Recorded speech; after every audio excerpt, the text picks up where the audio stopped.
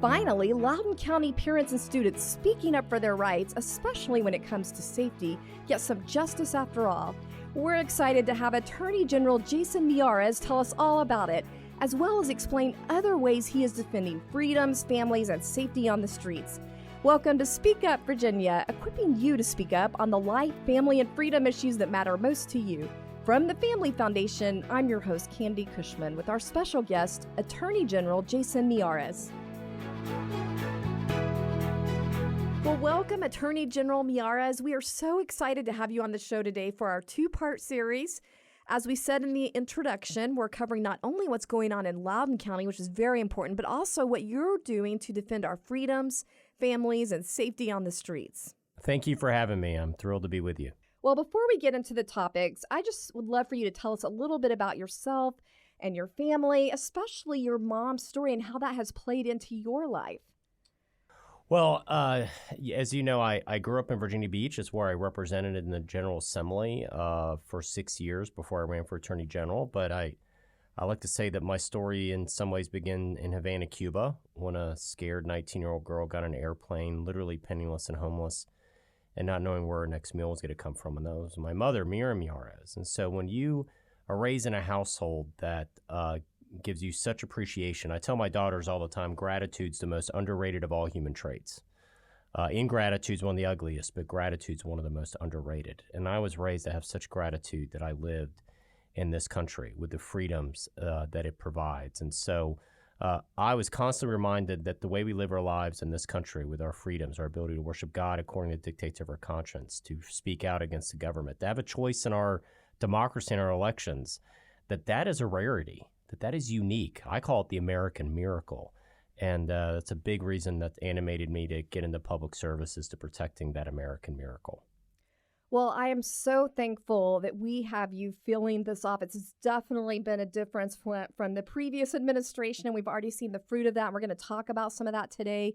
But I did just want to mention that you recently reached your 1-year mark serving as the Attorney General of the Commonwealth of Virginia. And I just wanted to hear what it means to you personally as far as breaking down barriers, getting conservative in that office after so many years, and then also being the first Hispanic American to ever be elected in that role in our state history. Yeah, and the first child of an immigrant ever elected as Attorney General. And I would tell I call them new Virginians, no matter where you came from, you have such appreciation of what this country is. And I would say, if your family came to this country looking for hope and opportunity, there's a good chance your family is a lot like my family. And it's the honor of my life to be your Attorney General. And so that gives me such great appreciation. I remember my mother fled Cuba in the fall of 1965.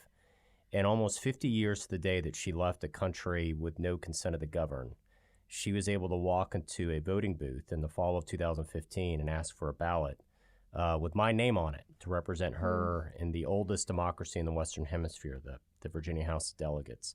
That's an amazing testimony to who we are as a people. That I love to say, not only do I practice a faith that believes in second chances, but that America is a nation of second chances. And for all of our problems, we've given more hope and more second chances than any country that's ever existed in the history of the world. And we should be celebrating that fact. We should be teaching our kids that fact, that this is indeed that American miracle. And so it was an honor to serve. It's an honor to be elected because sometimes it takes being the child of somebody who fled their country with nothing to realize what a unique, precious thing we have here in America. Absolutely. And that's why we know we have a new sheriff in town, one that actually respects American ideals and is putting that into practice. And of course, we see this most dramatically with what's happening in Loudoun County. And real quick, parents, I just need to mention we are going to get into some sensitive topics with this whole Loudoun County thing. So if you have little ones around, you might want to distract them. But with that said, first, I just want to note that our own legal group, the Founding Freedoms Law Center, won this lawsuit against the Loudoun County School Board after we argued that when they basically kicked all the parents out of the room during that infamous June 22nd school board meeting, they actually violated the open meeting law. And the judge agreed with us on that, but that's not the worst of it. Tell us about the stunning findings coming out of this grand jury report and your role in making that happen in the first place? Yeah, this really started within an hour or two after we got sworn in. We walked into Mr. Jefferson's Capitol in Richmond, and the governor signed a series of executive orders, one of which empowered the Office of the Attorney General to investigate to find out what exactly happened in Loudoun. We know from the public reports at the time that a sexual assault had taken place, that the perpetrator, who's now convicted, was transferred into a second high school where a second assault took place. And everywhere we went on the campaign trail, we had individuals asking what happened. And I give an enormous amount of credit for the governor willing to ask those questions. He empowered us to do the investigation. Quickly, early on, we realized that for us to really get to the truth, we needed to impanel a special grand jury. We did that in April. I'm incredibly proud of the fact that, unlike in Washington, there were no leaks. The grand jurors took their job seriously. So did our office. Our special investigative unit did an excellent job presenting a large amount of both witnesses and evidence to that grand jury. And obviously, we see the grand jury report that came out. And from the very beginning, if you read the grand jury report, there was a lot of red flags that came out of that.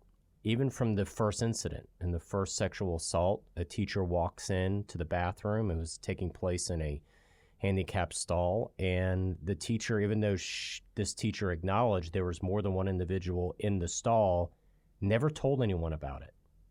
We know that day the perpetrator was on the campus for 3 hours, and nobody knew where this individual was. But as we see from the grand jury report, they took a time to send out a public email to parents saying, don't worry about that little disturbance that was at the front desk. Well, that was the father that was upset finding out that his daughter had been sexually assaulted. We know from the grand jury report that the grandmother of this individual told probation officers she had repeatedly begged with school administrators that she felt their lenient policies towards their son was, quote, enabling him. And was undermining her ability to basically provide some sense of authority for this quite clearly troubled young adult. And so, at a time when the school board administrators needed accountability and transparency for those victims, they failed to do so. And so the grand jury report was disturbing. I encourage every Virginian to read it. Because at the end of the day, what we want from this is that for every other school board and district to understand your job is to be the voice of the people. Your job is to bring a certain sense of accountability and oversight over these administrators. And school safety should be our number one concern. And so the grand jury report really, I think, exposed a lot that was just disturbing about the entire incident. And the special grand jury remains open and active. Well, also, one thing that stood out to me was the findings that the students had used school-issued computers to arrange some of the meetings in the bathroom that eventually led to this. I mean, that alone, that the school isn't obviously paying attention to the things that it's giving students to use to monitor for their safety. What are your thoughts on that? Well, I mean, it's something that it's not just in Loudoun. I talked to a parent in Fairfax who said their daughter just graduated, and in all 4 years, their daughter never once felt comfortable going to the bathroom by herself, not one time. And so if there's anything that we saw from last year's election is parents matter. Parents matter. And the idea that, when Terry McAuliffe said parents shouldn't have a say in what their children are both learning in school, there is a revolt on that, rightly so. And I think it is critically important as we go through both reviewing what in Loudoun, but the totality of our education system is empowering parents is one of the single most important things I think we could do. Because at the end of the day, every time I hear somebody on the, say, far left saying, an administrator or a teacher knows what's best for my child, I always want to say, okay, what's her name? What's her birthday? What's her favorite food? What's her dream? What does she want to be when she grows up? Because parents know that. They know fundamentally what's best for their children. And so empowering parents, I think, is one of the most important things that we do. It's one of the most important things that Family Foundation advocates for, is, that great sign of parents' rights don't end at the parking lot. That is truth. And so it's critical that parents make their voices be heard at school board meetings and hold their elected officials accountable. I think that's a critical component of a healthy democracy. Thanks for joining us for Speak Up Virginia, brought to you by the Family Foundation. If you're enjoying the show, help us encourage others to speak up by giving us a 5-star review and sharing it with friends. Thanks for listening. Well, to that point, another really disturbing revelation from this report is how things were being hidden from parents and apparently even lies being told. I'm sure a lot of us remember all the television coverage from that June 22nd meeting and how we saw the poor dad getting arrested and the fact that a transgender issue policy was on the agenda, but it didn't feel like the audience could really freely discuss it. And some of you might remember that key moment when the superintendent was asked during that same meeting if he knew about assaults occurring in the school restrooms. Let's just listen into that exchange really quick. And I'm not sure who can answer this. Do we have assaults in our bathrooms or our locker rooms regularly? I would hope not, but I would like clarification. To my knowledge, we don't have any records of assaults occurring in our restrooms. So you heard right there the superintendent clearly responding that to his knowledge he didn't have any record of assaults occurring in the restrooms. But the grand jury report says that others testified after that the superintendent's statement in that meeting was, quote, a bald-faced lie, unquote. So it's really frightening to think about how we were all sitting there, because I was actually in attendance at that meeting supporting the parents and hearing them give that misinformation. And if it wasn't for a team like yours, there might not be any accountability for parents at all right now. Well, I mean, I think there was a lot that was frustrating that we saw. The grand jury report showed that even though the public statement was from the Loudoun County School Board, that they were going to be cooperative with our investigation, we know because I wasn't able to comment at the time. It was under seal, but the grand jury report that is a public document showed they filed several motions to try to squash the grand jury and stop our investigation. And so what I would just tell every parent is it is so important to be diligent. It is so important to be engaged. Even if you feel like you're hitting a brick wall, because ultimately it's about your children and their safety. Stay fully engaged of what is happening. I think that's so critically important. I am somewhat limited in what I can say about the grand jury because of the nature of the fact that this is still an ongoing matter. But I could say that as far as what the grand jury is in the grand jury report, I think every Virginian resident, even if you live hours away from Loudoun, read the grand jury report. It should both, not only is it eye-opening, but it should really give you the empowerment to really ask hard questions of your elected officials and of school administrators to make sure that, I like to say, for you to get to the right answers, you have to be willing to ask the right questions. Be fearless in how you answer your questions to get to the truth of what's happening in your child's school. Absolutely. That's well said. And this shows why it's important to have someone like yourself who is going to back parental rights in that office, in that role. Well, as interesting as the Loudoun County issue is, I do want to touch on some other ways that you've been out there speaking up for families. And I know one thing that's really scary for parents right now are some of the most harmful drugs that are on the street, even in neighborhoods that you may assume, neighborhoods and schools that you might assume are safe from this.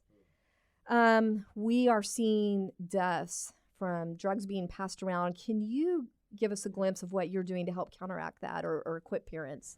What I tell every parent listening to this show is if you have not had that conversation with your child, please do. I beg of you. I do not use the word crisis very often. In fact, I think politicians use it for everything, and it actually makes the word cheapen. It is a grave crisis. We have lost 107,000 Americans in the last 12 months to fentanyl and opioid overdoses. To put things in perspective, that is 2 Vietnam Wars in 12 months. We lost 50,000 in Vietnam over the course of 15 years.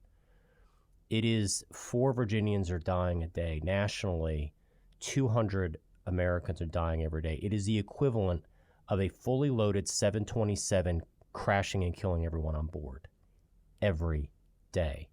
3 fentanyl overdoses in Prince William County just this past weekend. 1 fatality. 2 15 and 14-year-olds in Prince William early this year. And here's what's so heinous about this. Fentanyl is 50 times more powerful than heroin. Enough fentanyl in this fingernail will kill every single person in this entire building that I'm sitting in with you right now. It is being smuggled over our southern border. It is enough fentanyl is sent over the southern border every year to kill every American twice over. It is chemical warfare. It is insidious. It is now hitting almost every local community. And so why I want parents and begging parents to talk to their children is your child does not think they're about to put fentanyl in their body. They're at a party. This is what happened in Prince William County earlier this year. A 15 and a 14-year-old died because somebody said, oh, this is not bad. This is a Percocet. Don't worry about it. It's a Percocet. Another 14-year-old child died in Warren County because they took what they thought was a Xanax. I just had a briefing from a DEA agent who showed me photographs. They look like Flintstone vitamins, fentanyl. And so it is everywhere. And so what you need to talk to your child about is, unless it's from mom and dad or your pharmacist, do not put it in your body.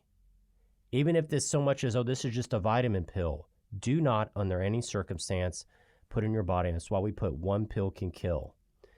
It is so many people have empty chairs this holiday season because of a loved one that got taken too soon. Nobody listening has not heard of or been impacted either directly or had maybe a friend or a coworker that has lost a loved one. It is happening everywhere in every suburban, rural, urban, doesn't matter the area. Even so much as Tangier Island, which is in the middle of the Chesapeake Bay. 400 people can only get there by boat. I asked them, what's the number one issue facing your community? They said fentanyl. They lost 4 overdose deaths in 12 months on a tiny little island. It is devastating. So 1 pill can kill was our public service announcement that we just want, the best way to fight bad information is to give people good information. And we're so desperate to get that good information to young people. Chase your dreams. You live in an amazing country. There are people that would crawl over broken glass. They would tie inner tubes together to be here in America. You're not looking over your shoulder in fear because you've worshiped God in a way that maybe people disagree with. You want to chase your dream, go chase your dream. You have won life's lottery by being here. You woke up this morning living in the most amazing country in the history of the world with opportunities people just as talented as you would kill for, but they're denied that because of where they were born. Don't deny that ability of chasing your dream just because of taking 1 pill that can rob you and devastate your family. And so if you're struggling with addiction, what we also tell people is we have this misnomer to asking for help as a sign of weakness. It's not. It is one of the bravest, most powerful things you can do. Asking for help is one of the single greatest, bravest things you could do. You're a hero if you ask for help. And you could go to our website. You can go to the Opioid Abatement Authority. You could Google. We could get you help. We have gotten we're getting close to $1 billion worth of money coming back to Virginia on our consumer protection lawsuits against some of these pharmaceutical companies. It's going to the Opioid Abatement Authority to get you treatment. But our 1 pill can kill is just begging and getting as much information as possible, partnering with some of our friends in the media to get this message out to children. We want you to chase your dream. Don't have your dreams denied you because of this tiny little pill you take at a party that you think will kill you, and it will. And I'm passionate about it because, candidly, I'm tired of the text messages. I'm tired of the phone calls there is nothing worse than the cry of a grieving mother. It pierces your heart. I hate it. And I'm just trying to get as much young people to know as quickly as possible about how to stop going down this path. And you also speak to these issues, both the school and what's happening on the streets, from the heart of a father, because you have 3 daughters. Is that right? Yeah. Yeah, 3 daughters, 2 teenage girls, 1 soon-to-be teenage girl, and we've had those discussions with them. But it's terrifying. That's the scariest thing as a parent is knowing what else is out there, knowing what people can be offering them when they're at a party and often here's what happens. And when your parents, anybody's listening, how do I talk to my kids? Oftentimes what we find is a kid's school friend who doesn't realize what they have say, oh, no, you could trust me. And this is maybe somebody been in grade school with, that they know very, very well. And so, well, if I can't trust Johnny or I can't trust Jennifer, and I know her and I grew up with her, you just got to stress they don't know themselves. They don't know themselves. good And point. so have that conversation, please. It could save a life. Well, it's so encouraging to hear Attorney General Miyares offering that timely and heartfelt message of hope to people, especially since we know during the holiday season, people can struggle more emotionally. And here at the Family Foundation, as we spend time with our families during this Christmas season, we want to leave you with this scriptural encouragement of how Jesus ultimately gives us eternal hope. From Isaiah 9:6-7, "For unto us a child is born, to us a son is given, and the government will be on his shoulder, and he will be called Wonderful Counselor, Mighty God, Everlasting Father, Prince of Peace. May his peace fill your hearts this season." And don't forget to tune in next week to hear the rest of the conversation with our Attorney General. Thanks for joining us for this week's Speak Up Virginia, brought to you by the Family Foundation. Visit us at familyfoundation.org. That's familyfoundation.org. See you next time. And don't forget, we are stronger when we speak together.